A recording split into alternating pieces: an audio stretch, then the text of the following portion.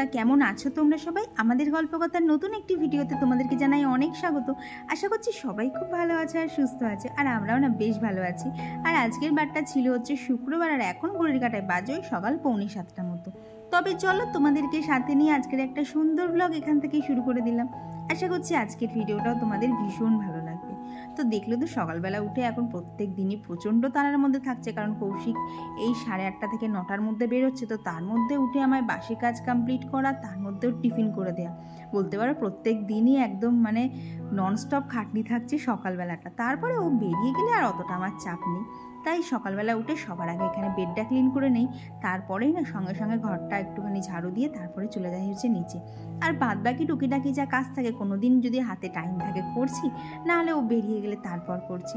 আর এই দেখো আমার কিন্তু বেডটাও ভালো করে ক্লিন করা হয়ে গেছে। আর এখন এই যে জামাটা ওখানে দড়িতেই দেওয়া ছিল, কদিন ধরে তো মাঝে মধ্যে বৃষ্টি আসছে, তাই সব জামা কাপড় তো শুকিয়ে উঠছে না, তাই ওই জানলাটাই আমার ভরসা হয়েছে। আরও কি সুবিধা হচ্ছে বলো তো, ওই জানলাটা তো কখনোই বন্ধ করি না, তাই জামা কাপড় দেওয়া থাকলে অসুবিধাও হয় না। আর দেখো সারা ঘরেই কিন্তু জামা কাপড় ঝুলছে। আগের দিন তো দেখলে জামা কাপড় অত মেশিনে দিয়ে কেচেছিলাম, কিন্তু ওই যে বৃষ্টি চলে এলো, তারপর থেকে তো আর একটা জামা কাপড়ও শুকোয়নি। তো কোনো রকম এদিক ওদিক সব দেওয়া ছিল, আর যেহেতু মেশিনে কাচা ছিল তো সেই জন্যই বলতে পারো আর অসুবিধাটা হয়নি। সমস্ত জিনিস এইরকমভাবে ঘরে মেলে রেখে দিয়েছিলাম হ্যাঙ্গারে করে, আর এদিক ওদিক তো সেইভাবে না শুকিয়ে গেছে। আর দেখো এই জামা কাপড়গুলো সব হাতলে দেওয়া ছিল না সিঁড়ির, তো যখন ভেজা ছিল ওগুলো তো তখন একদম সিঁড়ির ওপর দিক করে ছিল, আর যেই শুকিয়ে গেছে সবাই নিচের দিকে নেমে চলে এসেছে। আর এদিকে এই যে আমার গাছ কটা, এদেরকে একটুখানি জল দিয়ে নিচ্ছি। খুব বেশি টাইম লাগে না, তাড়াহুড়ো করলে খুব বেশি টাইম লাগে না, নাহলে কিন্তু স্প্রে করতে করতে হাতটাও ব্যথা হয়ে যায়, আঙুলটাও একটুখানি ব্যথা হয়ে যায়। তবে কি বলতো, যে কাজগুলো দেখবে করতে ভালো লাগে সেগুলো যত কষ্টই হোক সেগুলো কিন্তু আর কষ্ট বলে মনে হয় না। আর এইদিকে নিচে এসে আজকে ওকেই চা করে দিলাম, আমার আর খাওয়ার এখন চা বসে বসে সময় নেই। তো আমি ওই সাইড থেকে একটুখানি আমন্ড আর একটা বিস্কিট খেয়ে নিয়েছি, ব্যাস আমার হয়ে গেছে। আর এখানে আজকে চলে এসেছি হচ্ছে ঘুগনি করতে। আর কি বলতো, এই কদিন ধরে তো আলুর তরকারি এটা সেটা খাওয়া হচ্ছে, আজকে খুব ইচ্ছা করলে একটুখানি ঘুগনি খাওয়ার জন্য। আর ঘুগনিটা আমার বরাবরই ভীষণ প্রিয়, তবে কি বলতো মার মতো না বানাতে পারি না, তবে যেরকমই পারি সেটাই এখন ওটা দিয়েই চালাতে হচ্ছে। মা তো আমার থেকে অনেক সুন্দর ঘুগনি বানায় জানো। তো এই দেখো তোমাদের সাথে কথা বলতে বলতে এখানে মশলাটাও তো কষানো হয়ে গেছে। এখন এই যে সেদ্ধ করা মটরগুলোকে এখানে দিয়ে দিলাম। আর যেন মটরটা সেদ্ধ করেছি বহু আগে, তখন মাত্র কৌশিক নিচে এসে গোপালকে তুলছে, তখন আমার ওপরের কাজও স্টার্টই করিনি। এইরকম ব্যাপার আসলে কি বলতো, মটরটা সেদ্ধ করার পর তো ওই কুকারটা অনেকক্ষণ বন্ধ থাকে না, তখন তো আর জোর করে খোলাটাও ঠিক না। তো সেই জন্যই বলতে পারো এটা অনেক আগে সেদ্ধ করা হয়েছে। তো এই যে এখানে ওকে খেতে দিয়ে দিলাম, আর ও খেয়ে এইবার বেরিয়ে গেল। এইবার বলতে পারো আমি আস্তে আস্তে সমস্ত কাজই করে ফেলতে পারবো। তো এক দিদিভাই আমায় জিজ্ঞেস করেছিল যে আমাদের ফ্রিজ নেই। হ্যাঁ গো দিদিভাই, এই দেখো ফ্রিজ আমাদের আছে, তবে কালারটা আর কি অনেকটাই খারাপ হয়ে গেছে, কারণ ফ্রিজটার বয়স প্রায় 20-22 বছর। তো সেই জন্যই বলতে পারো ফ্রিজটা সামনে থাকলেও না অতটা চোখে পড়ে না। আর এদিকে বলতে পারো এখন আমার সব থেকে দুঃখের কাজটা করছি, সেটা হচ্ছে এই যে গাছটা এনেছিলাম না স্পাইডার প্ল্যান্ট, দেখলে তো পাতাগুলো একদম ব্রাউন কালার হয়ে গেছে। তো এক দিদিভাই আমাকে বললো যে গাছটাকে একটুখানি আলোর দিকে রাখতে, একদম ঘরের মধ্যে না রাখতে। তো সেই জন্যই এইখানে জানলায় রেখে দিলাম। দেখি এখনও তো ওপরের দিকে 3-4টে পাতা একদম ভালো আছে, যদি সেখান থেকে গাছটা লেগে যায়। আর জানো তো এই গাছ আর মাছ এই নিয়ে যে আমি কী জ্বালাতনে পড়েছি, এদের একটু কিছু এদিক ওদিক হলেই না আমার মনটা এত খারাপ হয়ে যাচ্ছে। কারণ কি বলতো, সারাদিনে তো কৌশিক বাড়ি থাকে না, আর বাপির সাথে সেরকম একটা কথাবার্তাও নেই, একা একা কী করবো বলো তো। তো তখন এই গাছ আর মাছগুলোই হয় আমার একমাত্র ভালো লাগার সঙ্গী। আর তাছাড়া তোমরা তো আছোই আমার জীবনের অনেকটা অংশ জুড়ে, কারণ তোমাদের এই মিষ্টি মিষ্টি সুন্দর সুন্দর কমেন্টগুলো পড়লে বলতে পারো আমার মন খারাপ অনেকটা চলে যায়। আর তোমাদের থেকে টুকটাক আমি অনেক কিছু নতুন নতুন শিখতেও পারি। আর এইদিকে দেখেছো ভেন্ডি এনেছে, দেখো ভেন্ডির কী অবস্থা। ওকে কালকে আমি বলে দিলাম যে তুমি দয়া করে পাকা ভেন্ডিগুলো নিও না, ওগুলো খেতে ভালো লাগে না, সেই আবার ওই সব নিয়ে এসছে, ভগবান জানে কোথার থেকে কেনে। আর এখানে দেখো আজকে ভেন্ডিটা করবো হচ্ছে দই ভেন্ডি। তো সেই জন্যই এখানে একটু 1 চামচ মতো জিরের গুঁড়ো, 1/2 চামচ মতো ধনের গুঁড়ো আর একটুখানি লঙ্কার গুঁড়ো নিয়েছিলাম। আর এখন তার মধ্যে পরিমাণ মতো নুন, একটুখানি চিনি, আর দিয়ে দিলাম পরিমাণ মতো টক দই, ওই ধরো 3 চামচ মতো দিয়ে এই যে খুব ভালোভাবে ফেটিয়ে নিয়েছি। দিয়ে এই দেখো এখানে ভেন্ডিটা তো তখন দেখলে হলুদ দিয়ে শুধু ভেজেছিলাম, তারপর এখন নুন দিয়ে একটুখানি নাড়াচাড়া করে এই যে এখানে দই দিয়ে বসিয়ে দিলাম। ব্যাস বলতে পারো দই ভেন্ডি একদম রেডি হয়ে যাবে, এতে আর কোনো ঝামেলাই নেই। আর এই রান্নাটা বলতে পারো এই জন্যই আমার না করতে খুব ভালো লাগে, খুব চটজলদি হয়ে যায়। তো এইদিকে দেখলে তো দুষ্টু চলে এসেছে। এখন এই যে আমি ফুলকপি কাটছি, আর দেখো ওর অবস্থা, একবার এই ফুলকপির পাতাগুলো নিয়ে নাচ্ছে, একবার ছুরিটা নিয়ে নিচ্ছে, এই করছে। ওই দেখো হাতের সামনে এনে কিরম করছে। ওকে বলছি, আরে বাবা এদিকে আমি ছুরিটা দিয়ে কাটছি, তোর হাতে লেগে যাবে। কে শোনে কার কথা? ভালো করে বল। আমি ঘুগনি খাবো। কেন ঘুগনি না খেয়ে তোমার বাড়ি যাওয়া যাবে না?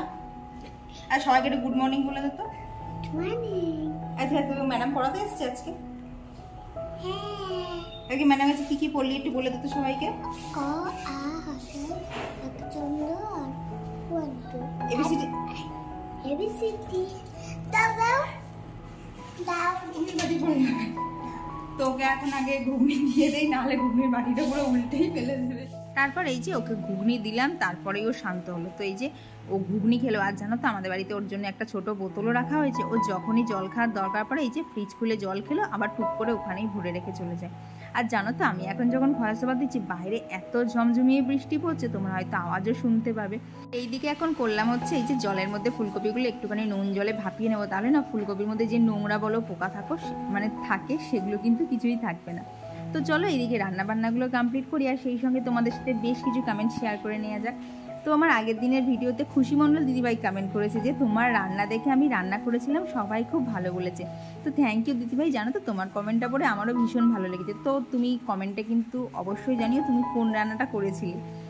আর কমেন্ট করেছিল হচ্ছে মিষ্টু লাইফস্টাইল ব্লগ, সুচরিতা মণ্ডল দিদিভাই, রাজিয়া খাতুন, পারমিতা দে, ঈশিতা দেবনাথ। আর কমেন্ট করেছিল হচ্ছে মিতালি চৌধুরী দিদিভাই, বিবেক নাথ, ইভাস daily routine, Popy Debnath, Madhu SMB, Mampi Mitra দিদিভাই, শ্রেয়া পাল দিদিভাই, surprise beach chairs, Ajmira Begum, Payel Saha, simple lifestyle with Manish, Sumi Adhikari, Shilpa Dutta, Pushpa Joyshwari blog, আবৃত্তি কেন্দ্র, পৌষ সানসাইন থেকে পৌশালী দিদিভাই, কিউটেক্স কুইন, সম্পাদে দিদিভাই, রুনু দে, শাইনি গাঙ্গুলি দিদিভাই, স্টোরি বং প্রিয়াঙ্কার, মূল লাইফস্টাইল থেকে।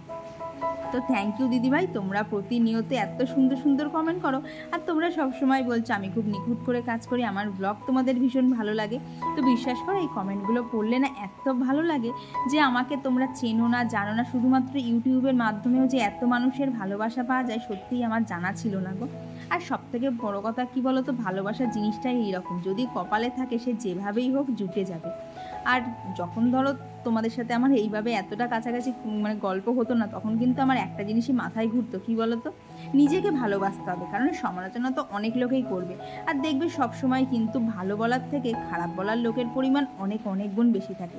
সেদিক থেকে তোমরা প্রতিনিয়ত আমাকে এত সুন্দর সুন্দর কমেন্ট করে মোটিভেট করো যে আমার আনন্দের আর শেষ থাকে না। তো এইদিকে দেখো তোমাদের সাথে কথা বলতে বলতে আমার সমস্ত কাজ নিচের হয়ে গেছে। এখন এই যে এদিকে এসে ঘরটা মুছে নিলাম, ব্যাস।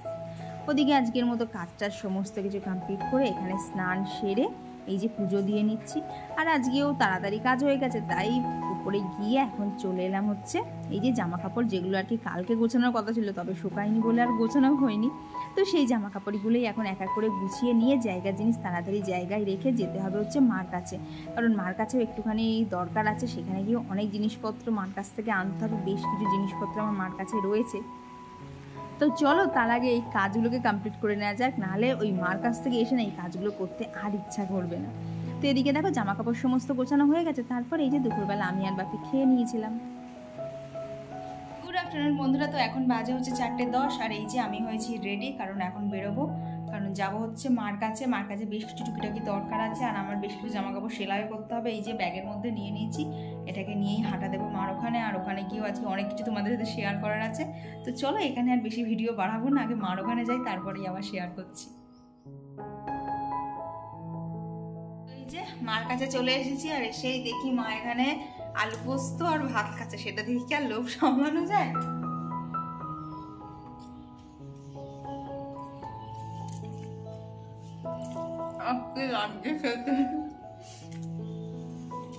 তো এখন খাওয়া দাওয়া করে নিই, তারপর বেশ কিছু টুকিটাকি কাজ সেগুলো করবো। আর মা বলছে একটা জায়গায় যাবে, তো সেখানেও যাবো। দেখো মার গাছগুলো কি সুন্দর, আমারগুলো এত সুন্দর আমি করতেই পারছি না। কি শান্তি, মানে মার হাতে আলু পোস্ত আর ভাত দিয়ে।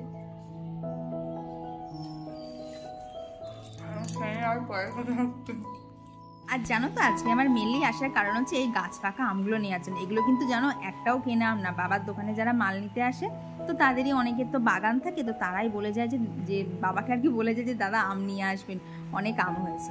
তো সেই রকমই বাবা নিয়ে এসেছিলো, আর সেই আমটাই আমি নেওয়ার জন্য এসেছিলাম। আর তারপর এই যে এখানে মা এখন আমার প্যান্টটা একটুখানি সেলাই করে দিচ্ছে, প্যান্টের খানিকটা সেলাই খুলে গেছিলো। আর এই দেখো গোপালের জন্য মা এত সুন্দর খাট, বিছানা, বালিশ সমস্ত কিছু বানিয়ে দিয়েছে। তখন তো দেখলে একটা জামা পরে এসেছিলাম, তো মার কাছে এই জামাটা ছিল, তো সেটা এখন মা একটু আমার গায়ে ফিটিংস করে দিল, দিয়ে এই যে ড্রেস পুরো চেঞ্জ হয়ে গেল। আমার কাছে না কি বলতো বেশ 3-4টে মতনই কুর্তি ছিল, যেগুলো একদম গায়ে আমার পারফেক্ট হতো, বাকি সব জামা কাপড় মার কাছে।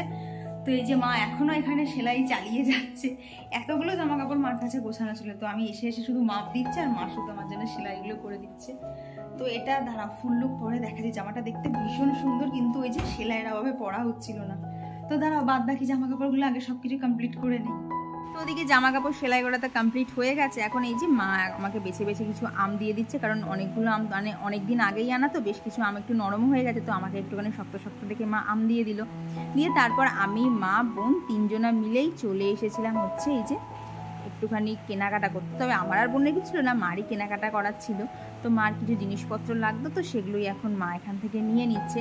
আর এরই মধ্যে কৌশিকও বাড়ি চলে এসেছিলো, তবে স্টেশনে এসেছিলো, বাড়ি না।